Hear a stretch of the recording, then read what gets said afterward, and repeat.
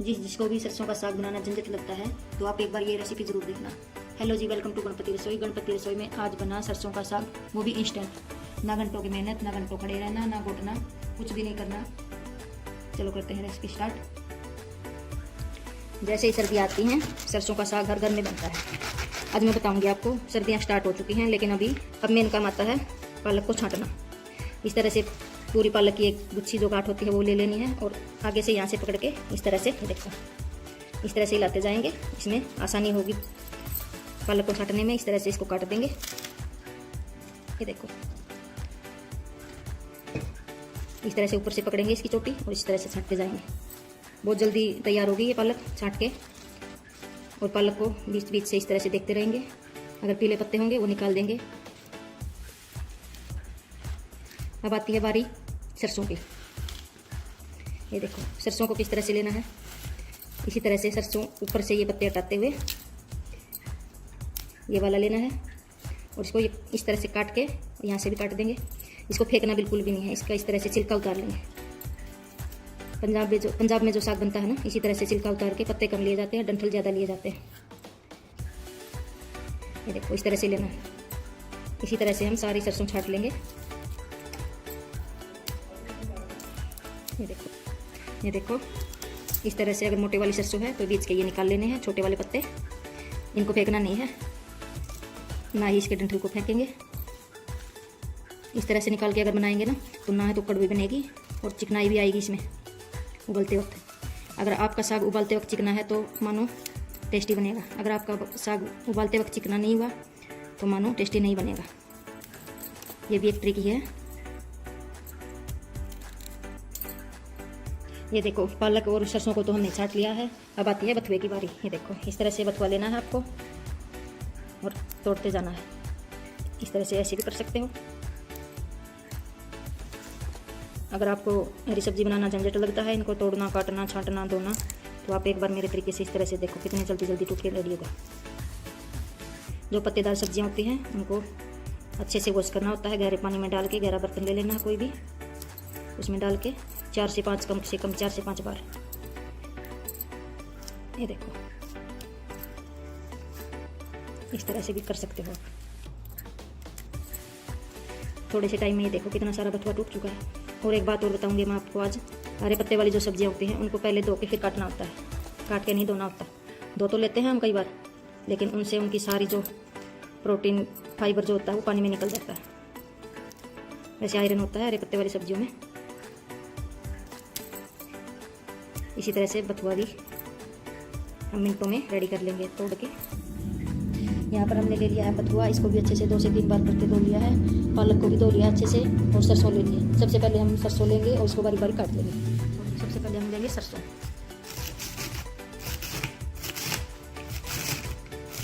इस तरह से बिल्कुल बारीक बारीक काट लेंगे, मोटा मोटा नहीं काटना इसको। ये देखो सरसों को तो हमने काट लिया था। इस तरह से बारीक बारीक काटने के बाद सबसे पहला काम जो करना है, सबसे पहले सरसों काटिए, फिर सरसों को उबलने के लिए रखिए। बथुआ पालक एक साथ नहीं डालेंगे, सरसों को उबालेंगे सबसे पहले। सरसों में डाल देते हैं अब नमक और थोड़ा सा पानी, सिर्फ आधा गिलास।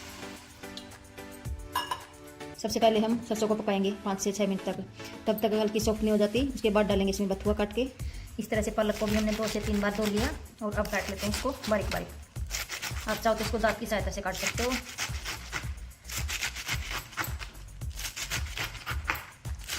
जब भी सरसों या हरी सब्जी कोई भी सब्जी बनाओ आप, पालक, सरसों, बथुआ काटने के बाद बिल्कुल भी नहीं धोना होता। पहले धो के ही काटना होता है इसको।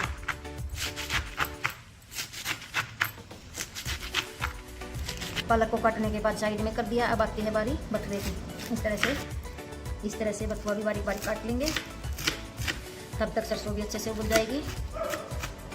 सरसों को पकते हुए 5 मिनट हो चुकी हैं। अब देखो आधे से ज़्यादा सरसों गल चुकी है। अब डाल देते हैं इसके ऊपर इस तरह से बथुए को इसी तरह से डाल के छोड़ देंगे। हिलाए डुलाएंगे बिल्कुल भी नहीं। ये देखो बथुआ डालने के बाद 2 मिनट बाद ही बथुआ अच्छे से नीचे बैठ चुका है। अब इसको हिला लेते हैं।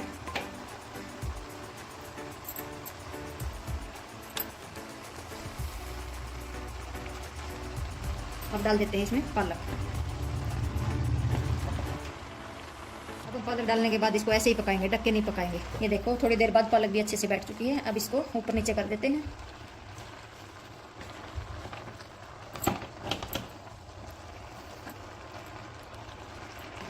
ये देखो लगभग सरसों का साग उबलने वाला ही है। ये देखो अच्छे से गल चुकी है। अभी भी इसको 2 से 3 मिनट तक और पकाएंगे।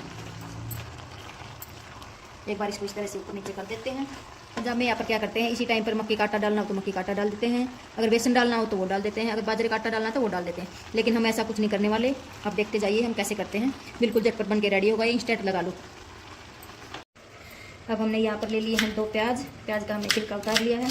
इनको भी बारीक बारीक काट लेते हैं। आप चाहो तो लंबे लंबे भी काट सकते हो। अगर आपके बच्चों को पसंद है प्याज तो लंबे लंबे काटना, अगर नहीं पसंद है तो बारीक काटना। साथ में हमने ले लिए हैं 2 टमाटर, उनका भी छिलका उतार लिया है।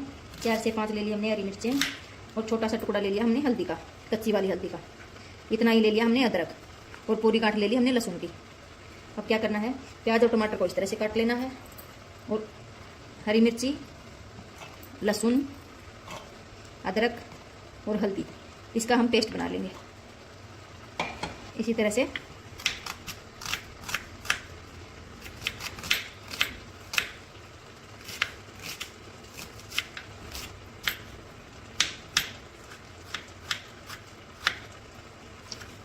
इसी तरह से टमाटर भी काट लेंगे। लगभग 20 से 25 मिनट बाद ये देखो सरसों, बथुआ और पालक अच्छे से गल चुकी है।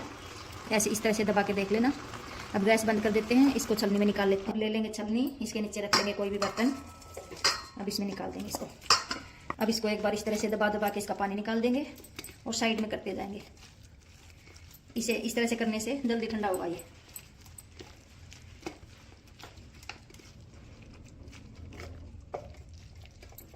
अब इसको ठंडा होने के लिए छोड़ देंगे ऐसे ही। ना तो हमने ठंडा पानी डाला, ना बर्फ डाला, कुछ भी नहीं डाला। ये देखो कलर फिर भी इसी तरह से है, बिल्कुल ग्रीन कलर है। अगर आप बिना ढके पकाओगे तो इस तरह से कलर रहेगा, अगर आप ढकोगे तो कलर चेंज हो जाएगा। ये देखो हल्दी, अदरक, लहसुन और मिर्ची का हमने पेस्ट बना लिया है।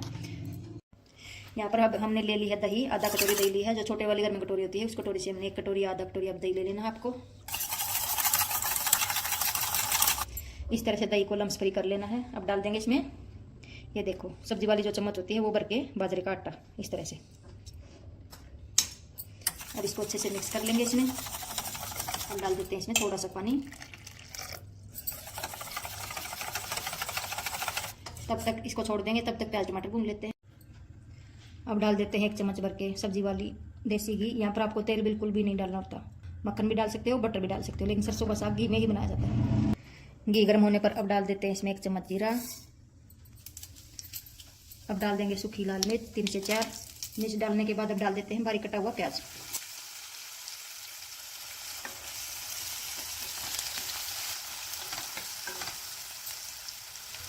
प्याज को ब्राउन होने के बाद अब डाल देते हैं अदरक, लहसुन, मिर्ची और हल्दी वाला पेस्ट।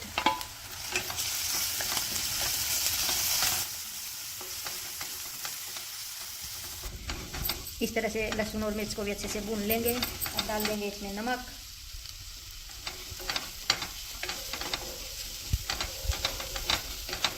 अब डाल देंगे इसमें बारीक कटा हुआ टमाटर।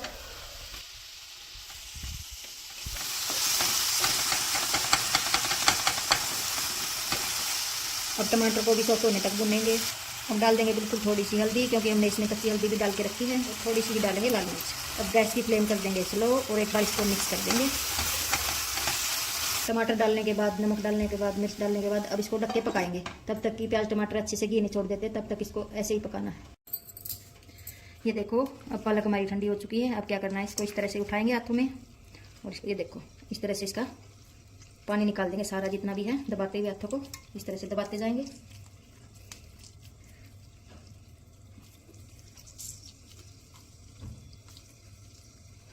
और इसको साइड में रखते जाएंगे, इस तरह से गोले बना लेंगे।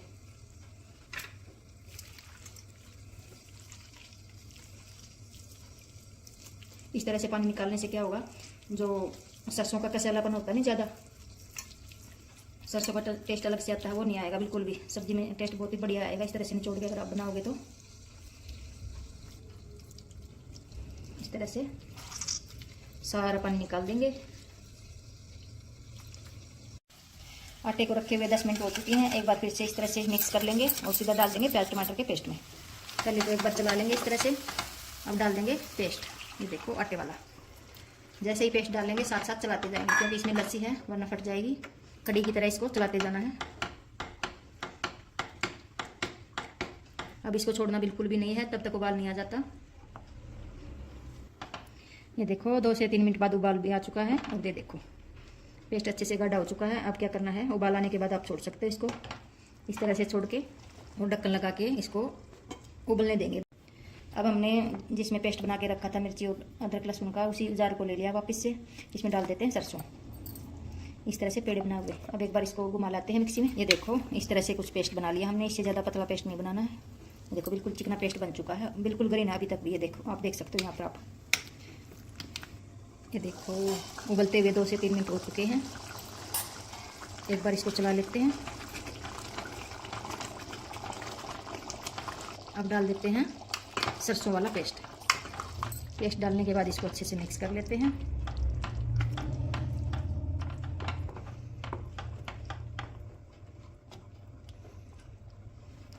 ये देखो इस तरह से हमने साग को मिक्स कर दिया है। अब इसको 2 से 3 मिनट तक इसी तरह से उबलने देना है बिना ढके हुए। अगर आपको रंग हरा चाहिए तो आपको बिना ढके ही साग को बनाना होगा। अगर आपने ढक दिया तो कलर चेंज कर जाएगा। ये देखो यहाँ पर छिलटे निकलने शुरू हो चुके हैं। अब गैस की फ्लेम स्लो कर देंगे और चलाते हुए इसको पकाएंगे। ये देखो अब गैस बंद कर देते हैं। साग हमारा बन चुका है, लगभग इसको पकते हुए लगभग 15 से 20 मिनट हो चुके हैं। अब गैस बंद कर देते हैं, इसको सर्व करते हैं। अब सरसों का साग हमने बाउल में निकाल लिया है और गार्निश भी कर दिया है बटर से।